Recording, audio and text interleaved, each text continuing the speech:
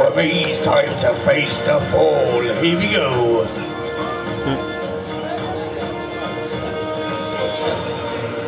Here we go. Right, here we are on Pirates Plummet, the new drop tower here at Crealy in Devon. And it gives you a real good chance as well to look around the park before we do anything else.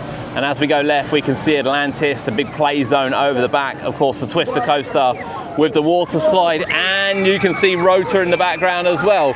Sootyland is brand new since we were last here with the Flying Dutchman here and the chair swings down there. But yeah, this is Crealy and this is Pirates Plummet, the SBF drop tower.